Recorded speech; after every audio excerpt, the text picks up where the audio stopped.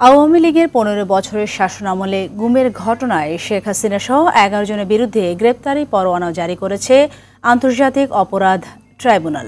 সোমবার প্রসিকিউশনের আবেদনের প্রেক্ষিতে বিচারপতি গোলাম মর্তুজা মজুমদারের নেতৃত্বাধীন ২ সদস্যের ট্রাইব্যুনাল এ আদেশ দেন।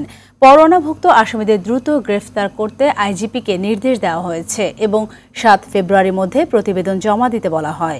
গুমের যে ভয়াবহ সংস্কৃতি তৈরি হয়েছে সেটিকে নিষ্পত্তি করতে হবে এবং সুষ্ঠু তদন্তের মাধ্যমে সুবিচার নিশ্চিত করা হবে বলে জানিয়েছেন আন্তর্জাতিক অপরাধ ট্রাইব্যুনালের চিফ প্রসিকিউটর তাজুল ইসলাম।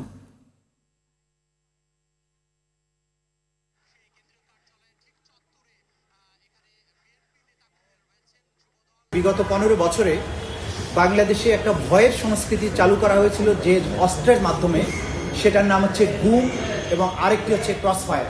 সেই অপরাধটা সংগঠিত হয়েছিল তদানীন্তন প্রধানমন্ত্রী শেখ হাসিনার প্রত্যক্ষ নির্দেশে, পরিকল্পনায়, এবং সেই সময় সরকারের যে সমস্ত বাহিনীগুলো ছিল, পুলিশ থেকে শুরু করে বিভিন্ন গোয়েন্দা বাহিনী, তারা সবাই এগুলোর সাথে বিভিন্ন এই বাহিনীর কিছু কিছু সদস্য যাদেরকে প্রলোভন দেখিয়ে, প্রমোশনের লোভ দেখিয়ে, বিদেশে পাঠানোর লোভ দেখিয়ে, নানানভাবে পুরস্কৃত করে পদক দিয়ে তাদেরকে দিয়ে এই সংঘবদ্ধ সিস্টেম্যাটিক ওয়াইড স্প্রেড এই অপরাধগুলো করা হয়েছিল।